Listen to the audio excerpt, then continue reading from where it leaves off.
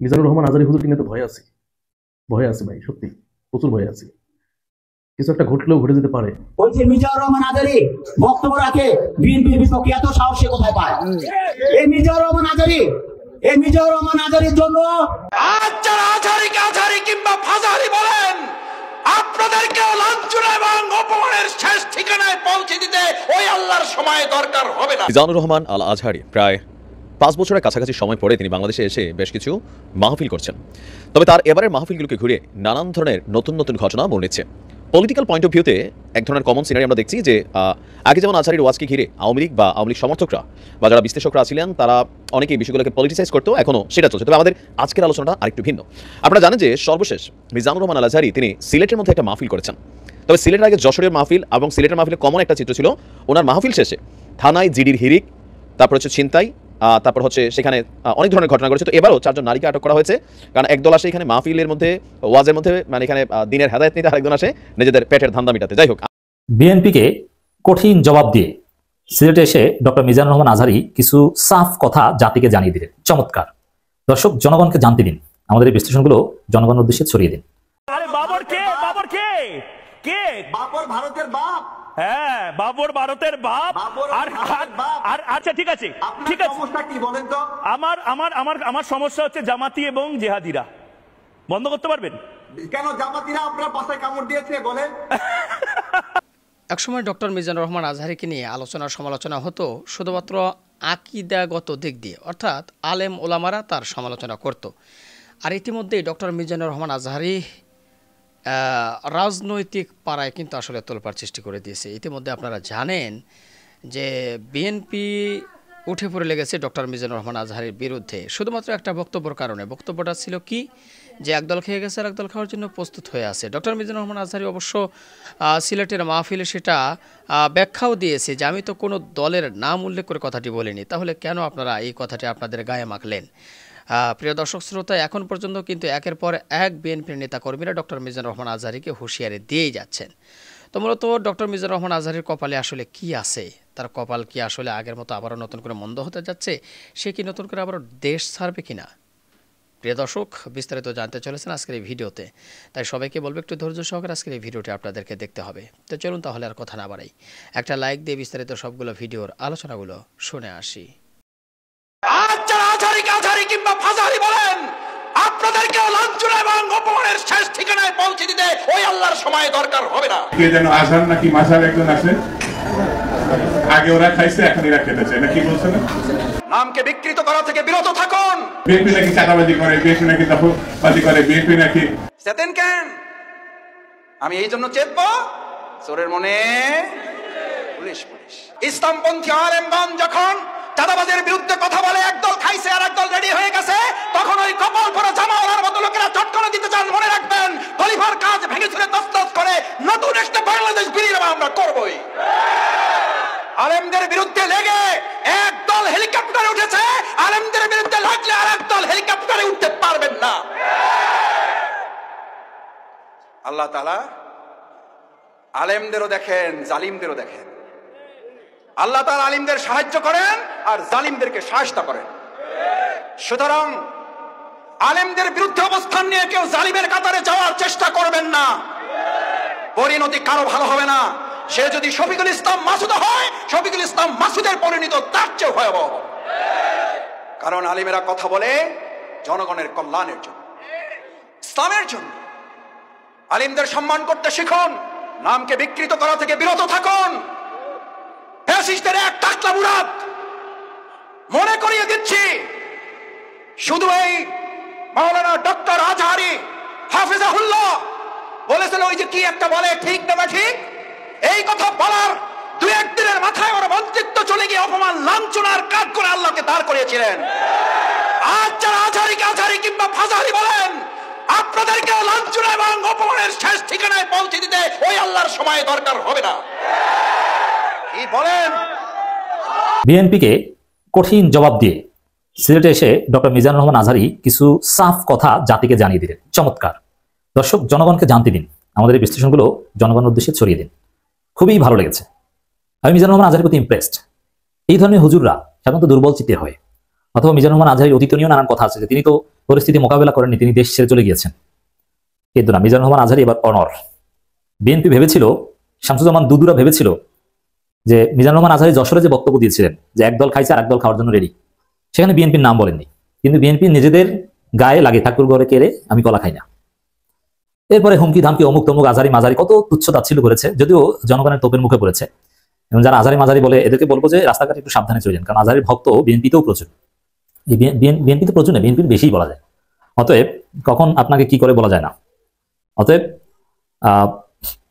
বিএনপির নেতারা ভেবেছিল যে আজহারিকে একটু হুমকি ধামকি দিলাম, ওয়াজের ময়দানে এটা বলা যাবে না সেটা বলা যাবে না, আবার কেউ বলছে টাকার বিনিময়ে ওয়াজ করে একটা দলের পক্ষে একটা দলের বিপক্ষে বলেন, এটা কেন, নানান প্রশ্ন করেছেন। তো বিএনপি ভেবেছিল এরকম একটু হুমকি ধামকি দিলে মনে হয় আজহারি চুপ হয়ে যাবে, কিন্তু না, বিএনপির এইসব ফালতু কার্যক্রমকে আজহারি গুনলেন না, আজহারিগুলো কেয়ার করেন না। আজহারি স্ট্রেট জানিয়ে দিয়েছেন, যে জবাব দিয়েছেন। দর্শক, সিলেটে মিজানুর রহমান আজহারীর মাহফিল হয়েছে। সিলেটের ইতিহাসে আরেকটা নজির সৃষ্টি হয়েছে। মিজানুর রহমান আজহারী যে বিভাগেই যান নজির সৃষ্টি হয়। জনগণের বাঁধ ভাঙা জোয়ার, জনস্রোত। বাংলাদেশে এই মুহূর্তে মিজানুর রহমান আজহারীর চাইতে বড় প্রোগ্রাম করার সামর্থ্য কোনো রাজনীতিবিদ, কোনো ব্যক্তির নেই। হ্যাঁ, এটার অপকারিতা বা এগুলোর টেকসই দিক নিয়ে নানা আলোচনা করা যেতে পারে, কিন্তু বাস্তবতা আপনাকে স্বীকার করতে হবে এই মুহূর্তে আজহারীর চাইতে জনপ্রিয় সত্তা বাংলাদেশে নেই।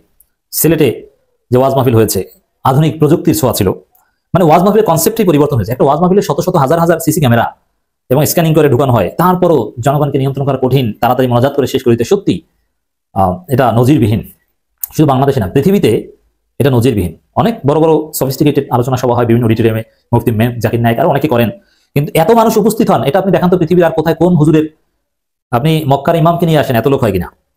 আমি বলছি না যে লোক হয় এই জন্য মিজানুর রহমান আজহারী সবচেয়ে জ্ঞানী কিংবা সম্মানিত, না, সেটা আলাদা বিষয়, কিন্তু তার ওয়াজে যে লোক হয় এটা তো আপনি অস্বীকার করতে পারবেন না। এটা যে একটা ইউনিক দিক, সারা পৃথিবীতে যেটা একটা এক্সেপশনাল দিক, এটা আপনাকে অ্যাকনোলেজ করতে হবে। তো দর্শক, মিজানুর রহমান আজহারীকে ধন্যবাদ জানাই যে বিএনপির সমালোচনাকে, অযৌক্তিক সমালোচনা, হুমকি ধামকিকে ভয় না পেয়ে তিনি পাল্টা জবাব দিয়ে আরো কঠিন বার্তা দিয়ে দিলেন। দর্শক, দেশে আমরা চাঁদাবাজি দখলবাজি চাই না, মিজানুর রহমান আজহারী চাঁদাবাজি দখলবাজি নিয়ে আবার বলেছেন। এখন এটার তাফসীর বিএনপি কি করবে, যে দেশে আমরা বিএনপি চাই না, একদল খাইছে, একদল তো আওয়ামী লীগ, যশোরের বক্তব্যের তাফসীর, আর একদল রেডি খাওয়ার জন্য, মানে বিএনপি এই তাফসীর করেছে।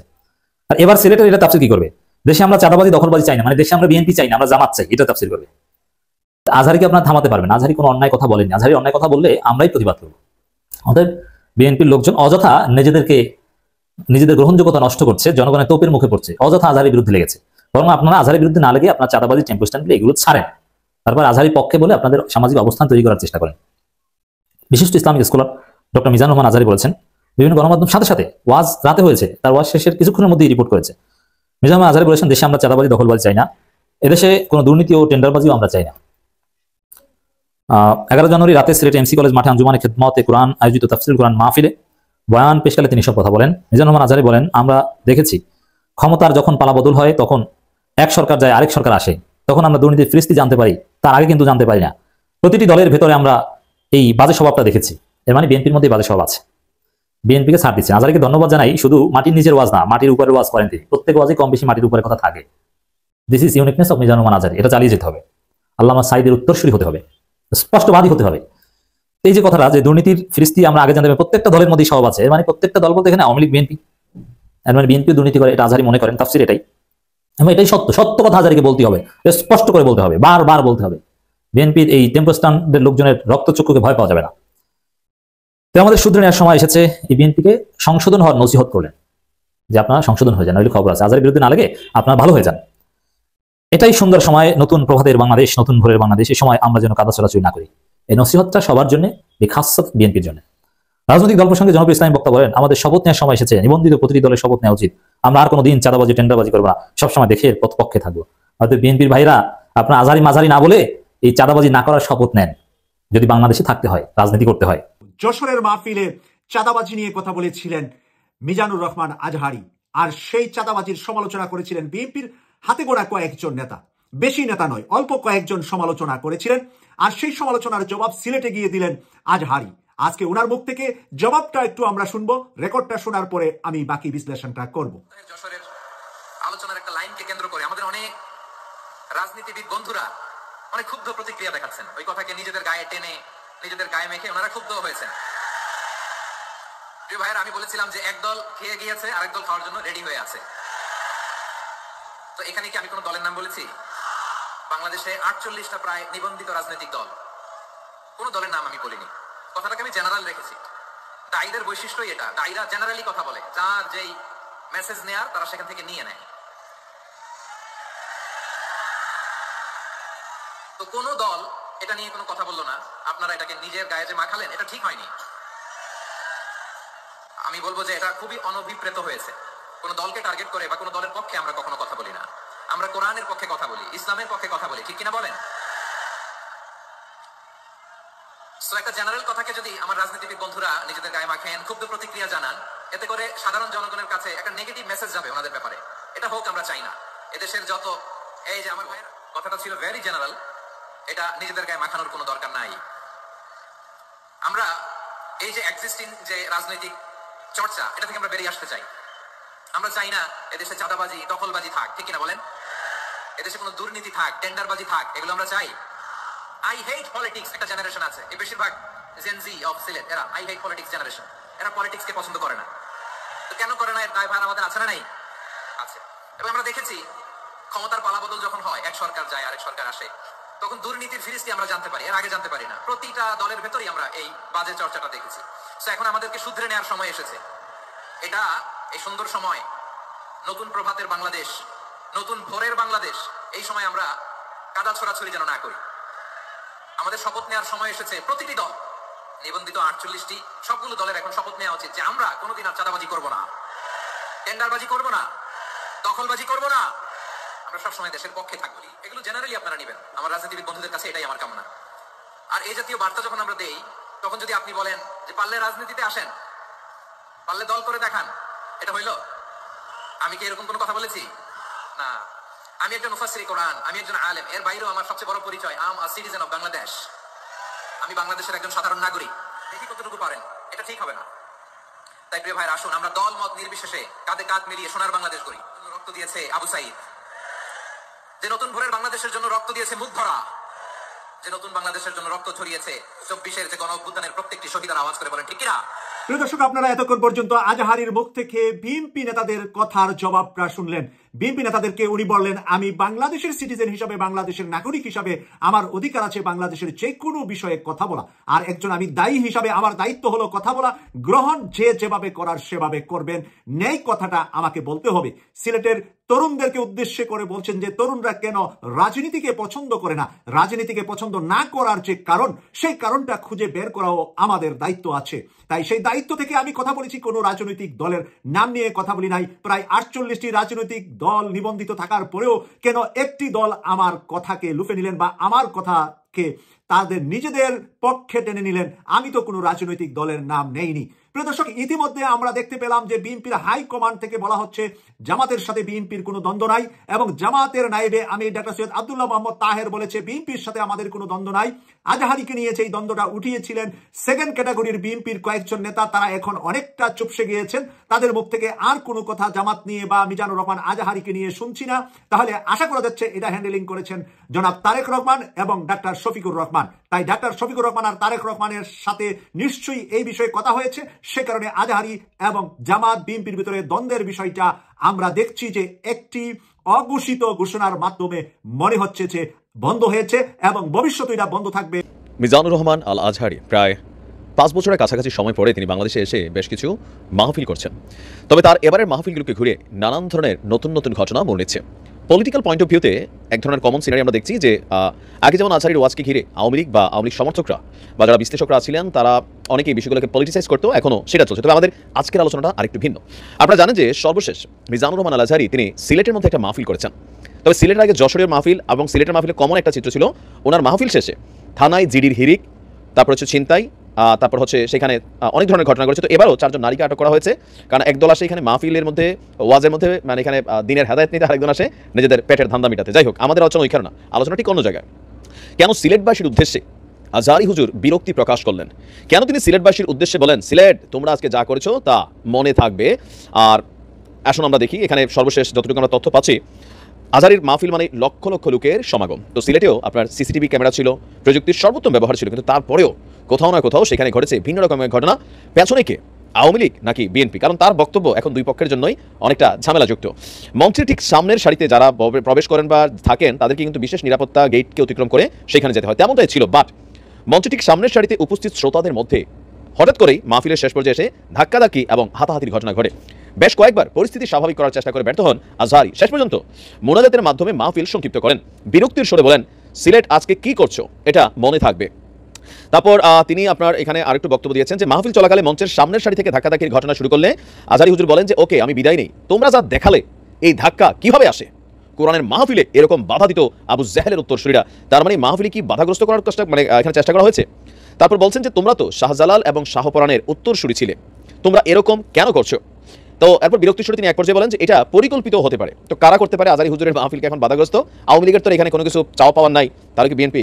অবশ্য আজহারী হুজুর বলছেন ভিন্ন কথা। তিনি বলছেন যে তোমরা শাহজালালের শাহপরানের উত্তরসূরি, তোমরা এরকম কেন করলা? এটা পরিকল্পিত হতে পারে, লক্ষ লক্ষ লোক এখানে আছে। এরপর বেশ কিছুক্ষণ মাহফিল চলে, মাহফিলের শেষের দিকে আবারও ধাক্কাধাক্কি এবং হট্টগোলের অবস্থা তৈরি হয়। তারপর তিনি তড়িঘড়ি করে আপনার সংক্ষিপ্ত মোনাজাত দিয়ে এই মাহফিলটাকে শেষ করেন। তো এখানে আয়োজক মানে আজহারীর মাহফিল তো বোঝেনি, বিশাল একটা হুলস্থুল কাণ্ড থাকে। এর মাঝখানে আবার যেটা ঘটছে আমরা দেখি, ওইখান থেকে কয়েকজনকে গ্রেপ্তার করা হয়েছে যারা সম্ভবত এই মাহফিলের সময় ধান্দাবাজি করতে গিয়েছিল। আসলে বললাম না যে এক এক সময় এক একটা জায়গাতে এক এক রকম কর্মকাণ্ড ঘটে। তো যাই হোক, এই মুহূর্তে মিজানুর রহমান আল আজহারী গত 4 বছর বা 5 বছর পর আবার যখন ওয়াজের মাঠে নেমেছেন, তখন প্রথমত তার কিছু বক্তব্যের জন্য বিএনপি রোশানলে তিনি পড়ে গেছেন। যদিও তিনি বিএনপির নাম মেনশন করে নাই, তারপরেও ভাষণের নাম মুখে নিতে হয় না। অনেকে মনে করেন যেটা বিএনপিকে বলছে, বিএনপির সব নেতারা এমনকি সর্বশেষ বিপিন পর্যন্ত বলছেন যে রাজনীতির মাঠ, রাজনীতি করতে আসেন। বাকিরাও বলছেন একই কথা, ওয়াজের মাঠকে রাজনৈতিক পারপোসে আপনারা ব্যবহার করবেন না। তো সিলেটে আল আজহারীর মানে এই মাহফিলে কারা আসলে বাধা দেওয়ার চেষ্টা করছে বা মাহফিলটাকে পণ্ড করছে, আপনার কি মনে হয়? যেটা কি সেই আওয়ামী লীগের যারা এখনো রয়ে গেছে বাংলাদেশে তাদের কাজ, নাকি আসলে বিএনপি পন্থীদের কাজ? কারণ এই মুহূর্তে আজহারী বিএনপির জন্য ওয়ান কাইন্ড অফ চোখের কাটা। মিজানুর রহমান আজহারী হুজুর কিনে তো ভয়ে আছি, ভয়ে আছি ভাই, সত্যি প্রচুর ভয়ে আছি। কিছু একটা ঘটলেও ঘটে যেতে পারে। বাংলাদেশকে নিয়ে তো ষড়যন্ত্র থেমে নাই, ষড়যন্ত্র আরও হইতে পারে। অলরেডি মিজানুর রহমান আজহারী হুজুর একটা গ্রুপের কাছে খারাপ হয়ে গেছে। ওই যে একটা কথা বলার জন্য যে একদল খেয়ে গেছে আর একদল খাওয়ার জন্য বসে আছে, এটার জন্য খারাপ হয়ে গেছে। কিন্তু ঘটনা কিন্তু আরেকটা আছে, যেটা হচ্ছে সব থেকে বড় ভয়। 2009 সালে শেখ হাসিনাকে স্বৈরাচার বানানো হয়েছিল কেন? ক্ষমতায় কেন বসানো হয়েছিল? 1 সাল থেকে 6 সালে বিএনপির সাথে জামাত জোট এসেছিল, ক্ষমতায় ছিল, আপনারা জানেন, রাষ্ট্র পরিচালনা করছে। তখন এই ইসলামিক কোন দল, রাজনৈতিক দল বাংলাদেশে প্রতিষ্ঠিত হোক, এটা কিন্তু ইন্ডিয়া চায় নাই। আর এই ইস্যুটাই কিন্তু কাজে লাগাইছিল কে? ইন্ডিয়া। পশ্চিমাদের কাছে বলছিল যে বাংলাদেশে মৌলবাদ মাথা চালাতে উঠতেছে, জঙ্গি গোষ্ঠী মাথা চালাতে উঠতেছে, এটা কিন্তু বোঝানোর ট্রাই করছিল। আর এটাই পশ্চিমারা গিলছিল, গিলার পর কি করছিল? বাংলাদেশে শেখ হাসিনার বসাইছিল যে জঙ্গি নিধন করো। এখন মিজানুর রহমান আজহারী হুজুর যে এত বড় বড় সভা সমাবেশ মানে মাহফিল গুলা করতেছে, এখানে ভয়ের কারণ হচ্ছে এই মাহফিলে অনেকে কালো পতাকা নিয়ে যাচ্ছে। আসলে আমরা আবেগী জাতি তো, কালো পতাকা কি এটা অনেকে জানি না। কালো পতাকা নিয়ে যাচ্ছি, কালো পতাকার মাঝে মানে কালেমা খচিত পতাকা নিয়ে যাচ্ছি, কিন্তু এই পতাকা কি এটা আমরা অনেকে জানি না। এই ইস্যুগুলাই কিন্তু কাজে লাগাবে। আমি বলতেছি দেখেন যে এই ইস্যুগুলাই কাজে লাগাবে যে বাংলাদেশের শেখ হাসিনা পালানোর পরে মূলত শেখ হাসিনার পতন ঘটেছে জঙ্গিরা, এই জঙ্গি গোষ্ঠী আবার মাথা চালাতে উঠতেছে। এই মাহফিলে যত লোক হয়েছে এই সব লোক চালাই দেবে জঙ্গি বলে, এরা আসলে জঙ্গি গোষ্ঠী, এরা জঙ্গি মাথা চালাতে উঠতেছে। কারণ মিজানুর রহমান আজহারীকে দেশে ছিল না, দেশের বাইরে ছিল, সে দেশে হঠাৎ করে ঢুকলো, ঢুকে এত বড় বড় সভা মানে মাহফিল করতেছে যেখানে সবাই কালো পতাকা নিয়ে যাচ্ছে। এটা কিন্তু ভয়ের, এটা কিন্তু ভয়ের। তো ভাই আমরা মাহফিলে যাব, কিন্তু কালো পতাকা কি এটাকে জানতে হবে। কালো পতাকা নিয়ে কেউ যাবো না, কোনো জায়গায় না ভাই। কালো পতাকা বাংলাদেশে উড়ানোর কোনো দরকার নেই, এটা মাথায় রাখতে হবে। কালো পতাকা উড়ানোর কোনো দরকার নাই। কালো পতাকা উড়াইলেই এরা জঙ্গি হিসেবে বাংলাদেশকে চিহ্নিত করবে, জঙ্গি রাষ্ট্র হয়ে যাচ্ছে বাংলাদেশে। কিন্তু আবার কোনো স্বৈরাচার আসবে না, এই গ্যারান্টি আমরা দিতে পারবো না, এটা মাথায় রাখবেন। স্বৈরাচার তো আর শেখ হাসিনা হয় নাই, শেখ হাসিনাকে বানানো হয়েছে। শেখ হাসিনাকে বানাইছিল কে? ইন্ডিয়া। সেটা সাহায্য ছিল কার? আমেরিকা। ইন ফিউচারে আমেরিকা যদি, ডোনাল্ড ট্রাম্প যদি বাংলাদেশে শেখ হাসিনার পাঠায়, কারণ বাপের ক্ষমতা আছে শেখ হাসিনার কিছু করার? হ্যাঁ, ডোনাল্ড ট্রাম্প যদি শেখ হাসিনার বলে জঙ্গি নিধন করো, কেউ কিছু করতে পারবেন না। যদি অন্য আরেক গোষ্ঠীকে বসায় দেয় ক্ষমতায়, ইন্ডিয়া প্ল্যান করে যে সে ক্ষমতায় আসবে, সে জঙ্গি নিধন করবে, কিছু করতে পারবেন না। প্রিয় দর্শক শ্রোতা, আশা করি সবগুলো ভিডিও আপনারা দেখেছেন এবং বিস্তারিত আলোচনাগুলো শুনেছেন। তো অবশ্যই এবার আপনাদের মূল্যবান মতামত জানিয়ে দিবেন, পারলে ভিডিওটি শেয়ার করে সবাই দেখার সুযোগ করে দেবেন। আর আমাদের এই চ্যানেল নাসির ইসলামিক মিডিয়া সেন্টারে যদি আপনারা নতুন হয়ে থাকেন, প্রতিনিয়ত এ ধরনের সকল প্রকার নিত্য নতুন আপডেট খবরগুলো পেতে আমাদের এই চ্যানেলটি সাবস্ক্রাইব করে আমাদের সাথে থাকবেন। যারা ইতিমধ্যে সাবস্ক্রাইব করে দিয়েছেন তাদেরকে ধন্যবাদ জানিয়ে ভিডিওটি এখানে শেষ করছি। ভালো থাকবেন সবাই, আল্লাহ হাফেজ।